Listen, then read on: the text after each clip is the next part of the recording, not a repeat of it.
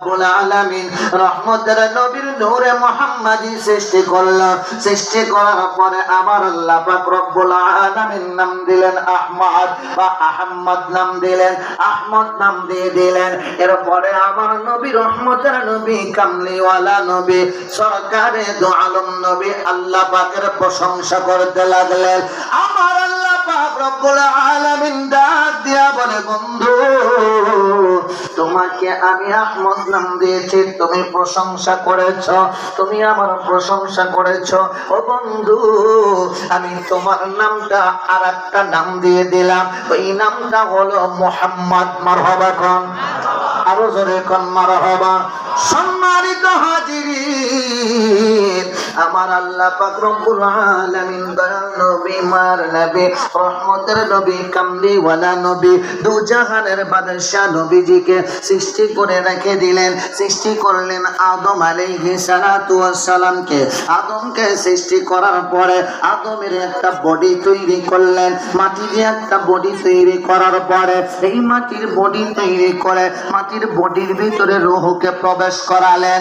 আল্লাহ পাক রব্বুল আলামিন রূহকে প্রবেশ করানোর পরে এই রূহ আদমের ভিতরে থাকে না, আদমের ভিতর থেকে বের হয়ে আসে। আমার মালিক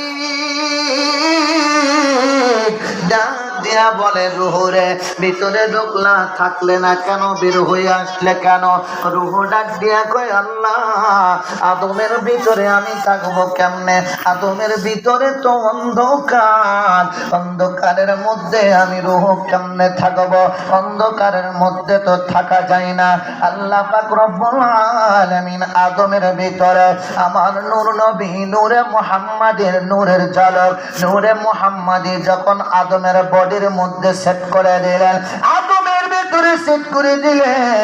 আদমের ভিতরে সেট করার পরে আমার নবী রহমাতুল লিল আলামিনের নূরে মুহাম্মাদি সেট করতে দেরি হযরতে আদম আলাইহিস সালাতু ওয়াস সালামের শুধু ছিল একটা বডি, একটা বডি ছিল, একটা কায়া ছিল। এই বডির মধ্যে নবীর নূর দেওয়ার কারণে, নূরে মুহাম্মাদি দেওয়ার কারণে এই বডি আর বডি থাকে না। চোখ যেমন ছিল, চোখটা নড়াচড়া শুরু করলেন, জবানটা খুলে গেলেন, হাতটা নড়াচড়া করে, পাউটা নড়াচড়া করে, পুরা বডিটাই নড়াচড়া করে। আর বডিটা শুধু বডি থাকে না। আমার আল্লাহ পাক রব্বুল আলামিন রূহকে ডাক দিয়া বলে, রূহ রে এইবার ঢুকছো ভিতরে, বের হও না কেন? রূহ বলে, আল্লাহ ভিতরে ঢুকছি, ঢুকার পরে দেখি এত শান্তি, এত শান্তি, এত শান্তি, এইরকম শান্তিময় জায়গার কোথাও পাই না। সম্মানিত হাজিরিন, আদম আলাইহিস সালাতু ওয়াস সালাম